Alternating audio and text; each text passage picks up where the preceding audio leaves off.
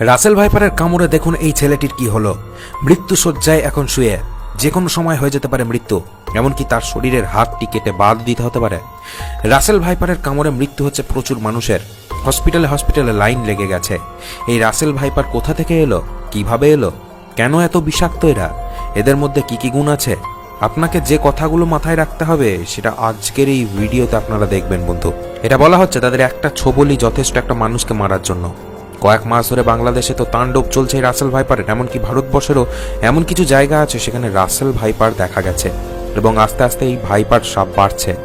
এর বাংলা নাম হচ্ছে চন্দ্রবোরা। ছোট থেকেই হয়তো চন্দ্রবোরা নামটি শুনে এসেছেন, কিন্তু রাসেল ভাইপার ইংলিশ নামটি হয়তো এর শোনেননি। কিন্তু বন্ধু, এমন কিছু কথা আছে এই সাপের সম্পর্কে যেগুলো জানলে এদের সম্পর্কে ভয় মন থেকে একদম আপনার চলে যাবে। এছাড়াও কিছু গুরুত্বপূর্ণ কথাও আপনাদেরকে জেনে নেওয়াটা ভালো। চলুন আজকের এই ভিডিওটিকে শুরু করা যাক। এই রাসেল ভাইপার এতটাই ভয়ঙ্কর যে এর ওষুধ নেওয়ার পরেও 1 মাসের মধ্যে পেশেন্ট মারা যাচ্ছে। প্রথমে একটু ভালো হয়ে উঠলেও পরে সে মারা যাচ্ছে হঠাৎ করে। এদের কামড়ানিটা খুব দ্রুত হয়ে থাকে, কিন্তু এরা দ্রুত দৌড়াতে পারে না। এরা এতটা দ্রুত ছোবল দেয় যে মানুষ বুঝতে পারে না যে কখন দংশন করলো। এরা যে কোনো সাপের মতো ফস ফস করে আওয়াজ করে তেড়ে আসে না। এরা ছোবল দেওয়ার পর সেই জায়গাতে ঘাপটি মেরে বসে থাকে। যখনই কৃষকরা ফসল কাটতে যায় তখনই সাপগুলো ভয় পেয়ে যায়। এর ফলে ফসফস করে আওয়াজ করতে থাকে, সে সময়তেই তারা সাবধান হয়ে যায়। তাও যদি সেই মানুষটি না থামে তখন ছোবল দিয়ে দেয়। এই রাসেল ভাইপারের গায়ের রংটা এমনই যে আপনি খুঁজে পাবেন না মাঠের মধ্যে। এবার প্রশ্ন হচ্ছে এই সাপ কেন এত বেড়ে গেছে। এই রাসেল ভাইপারের প্রিয় খাবার হচ্ছে ইঁদুর, আর যেটা ধান খেতে বেশি পাওয়া যায়। এই ইঁদুরকে এরা ছোবল দিয়ে সঙ্গে সঙ্গে মারে না। ইঁদুরটি যন্ত্রণায় কাতরাতে কাতরাতে তার বাসার দিকে যায় এবং সেখানে এই রাসেল ভাইপার চলে গিয়ে সম্পূর্ণ বংশকে শেষ করে দেয়। তবে এই সাপ সব থেকে বেশি থাকে ঝোপের মধ্যে ঘাপটি মেরে। আপনাদেরকে বলে রাখি, এই চন্দ্রবোরা সাপ জলে সাঁতার কেটেও অ্যাটাক করতে পারে যে কোনো মানুষকে। তারা সাঁতার কাটতে খুব ওস্তাদ হয়ে থাকে, তাই জলেও শান্তি নেই। বাংলাদেশ, ভারত, শ্রীলঙ্কা, পাকিস্তান, নেপাল, ভুটান এই সমস্ত জায়গাতে এই সাপকে বেশিরভাগ ক্ষেত্রে পাওয়া যায়।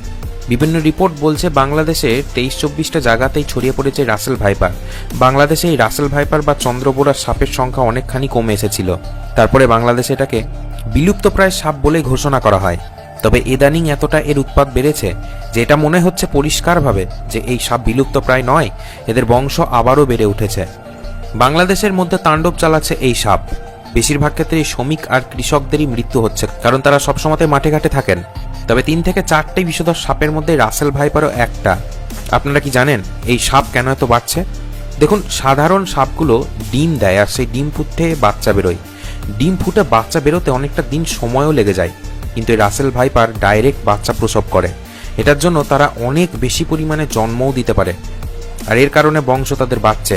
আপনি কি জানেন একটা ফিমেল রাসেল ভাইপার 90টা বাচ্চা একসাথে জন্ম দিতে পারে, আর সেই বাচ্চাগুলোর মধ্যে মরার চান্স খুবই কম। ডিম ফুটে বাচ্চা বেরোলে অনেক ক্ষেত্রে মরে যায়, কিন্তু এক্ষেত্রে মরার তো সম্ভাবনাই নেই। রাসেল ভাইপারের বাচ্চাও যদি আপনাকে কামড়ে দেয় একই পরিমাণ বিষ কিন্তু আপনি পাবেন, এতেও আপনার মৃত্যু করতে পারে। তাই বাচ্চাদেরকে ছোট মনে করবেন না। এর জন্যই বলা হয় বড় রাসেল ভাইপারের থেকে একটা বাচ্চা রাসেল ভাইপার অনেকটাই ডেঞ্জারাস হয়ে থাকে। বাংলাদেশে কিছুদিন এই সাপ বিলুপ্তপ্রায় থাকলেও ভারতবর্ষে কিন্তু এর সংখ্যা আগাগোড়ায় বেশি ছিল। আপনাদেরকে বলে রাখি, এই সাপ জঙ্গলের মধ্যে বেশি থাকে না, থাকে মেঠো জমির মধ্যে। মাঠ যেখানে চাষবাস করা হয়, ধান লাগানো হয়, গম লাগানো হয়, সেই জায়গাতেই ঘাপটি মেরে এরা বেশি থাকে। বিশেষ করে শুকনো পাতার মধ্যে এরা লুকোতে খুব বেশি ভালোবাসে। এদের গায়ের রংটাও শুকনো পাতার মতনই, তাই এদেরকে খুঁজেও পাওয়া যায় না। হঠাৎ করে চোখে আপনার পড়বে না। জলবায়ু পরিবর্তন হওয়ার ফলে কিন্তু এই রাসেল ভাইপারের সংখ্যা আগের থেকে অনেক গুণই বেড়ে যাচ্ছে। এই রাসেল ভাইপার বিশেষ করে মরুভূমি প্রায় অঞ্চলে এটা থাকতে পারে, কিন্তু আমাদের দেশে এতটাই গরম বেড়ে যাচ্ছে যে এই রাসেল ভাইপার আরাম করে স্বচ্ছন্দে থাকতে পারছে।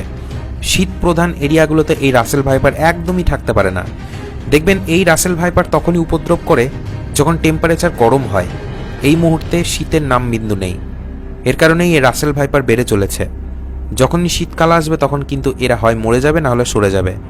আপনি কি জানেন এই রাসেল ভাইপারের বিষ যদি আপনার শরীরে অল্প পরিমাণে যায় তাহলে আপনার কিছুই হবে না, কিন্তু এই রাসেল ভাইপার এতটা পরিমাণেই বিষ আপনার শরীরে ঢেলে দেবে যাতে আপনার মৃত্যু অনিবার্য প্রায় বলা যেতেই পারে। এদের বিষটা একটু পাতলা হওয়ার কারণে দ্রুত রক্তে প্রবাহিত হয়ে যায়। এই সাপ যখন আপনাকে কামড়াবে তখন আপনার ইন্টারনাল ব্লিডিং শুরু হবে, মানে মস্তিষ্ক থেকে রক্তক্ষরণ হওয়া, পাকস্থলী, লিভার, যকৃৎ এই সমস্ত জায়গা থেকে রক্তক্ষরণ হবে এবং সেই রক্ত আর জমাট বাঁধবে না। এই সাপ যখনই কামড়াবে আস্তে আস্তে আপনার কিডনিটা বিকল হয়ে যাবে। প্রস্রাবের মাধ্যমেও আপনার আস্তে আস্তে রক্ত বেরোতে শুরু করবে। এমনকি রক্ত বমি অবধি হতে পারে একটা পেশেন্টের। রাসেল ভাইপার কামড়ানোর সঙ্গে সঙ্গে অ্যান্টিভেনম নিতে হবে, সাথে সাথে এই অ্যান্টিভেনম না নিলে মৃত্যু হতে পারে। শুনে অবাক হবেন, 1 ঘন্টার মধ্যে যদি অ্যান্টিভেনম না নেওয়া হয় তাহলে সেই পেশেন্ট মরে যাবে। তবে একটা কথা এখানে বুঝতে হবে যে অ্যান্টিভেনম নিলেই আপনি ভালো হয়ে যাবেন তা কিন্তু নয়। অন্যান্য বিষাক্ত সাপের বিষ আপনার স্নায়ুতন্ত্রকে অ্যাটাক করে, যার ফলে বাঁচা সম্ভব অ্যান্টিভেনম নিয়ে, কিন্তু এই সাপ না, এই সাপের বিষটা এবার একটু আলাদা হয়। এরা রক্তকে তঞ্চন বাঁধতে দেয় না, ডাইরেক্ট রক্তে অ্যাটাক করে। এর কারণে শুধু অ্যান্টিভেনমেই কাজ হবে না, হৃৎপিণ্ড, যকৃৎ, ফুসফুস সেখানেও কিন্তু রক্ত জমাট বাঁধা বন্ধ হয়ে যায় এবং সেখানে রক্ত প্রবাহ বন্ধ হয়ে যায়, যার ফলে মানুষ অবধি মারা যায়। রাসেল ভাইপার কামড়াবে যেখানে সেই জায়গাটা পচে যেতে পারে এবং সেই জায়গাটি কেটে ফেলে দিতেও হতে পারে। তাই অ্যান্টিভেনম নেওয়ার পরেও পরবর্তীতে 6 মাস ট্রিটমেন্টের আন্ডারে থাকতে হয়। দেখুন, এই অ্যান্টিভেনম মানে যে সাপ আপনাকে কামড়াবে তার বিষ নষ্ট করার জন্য আর একটা বিষ, এটা কোথা থেকে পাওয়া যায়, কিভাবে তৈরি হয়? আসলে এটা বিশ্বাস করা হয় যে বেজির কাছে সাপের বিষের থেকেও বড় বিষ থাকে। অনেকে বলে থাকেন যে বেজির বিষ দিয়েই হয়তো অ্যান্টিভেনম তৈরি করা হয়। না, সেটা কিন্তু ভুল। আসলে গাধা, উট, ভেড়ার সাপে কামড়ানোর ফলে সেরকম কোনো একটা ক্ষতি হয় না, তাই এই সমস্ত প্রাণীর শরীর থেকে কিছু স্যাম্পল নেয়ার পরেই অ্যান্টিভেনম তৈরি করা হয়। সাপের বিষ কালেক্ট করে নির্দিষ্ট সময় অবধি তাকে জমিয়ে সেটাকে ঘোড়ার শরীরে দেওয়া হয়। ঘোড়া কয়েকদিন অসুস্থ হয়ে যায়, কিন্তু তাদের শরীরের রক্তে অ্যান্টিভেনম তৈরি হয়ে যায়, আর যেটাকে পরে বাইরে বার করে ওষুধ বানানো হয়, আর সেটাই পরে মানুষের গায়ে দেওয়া হয়।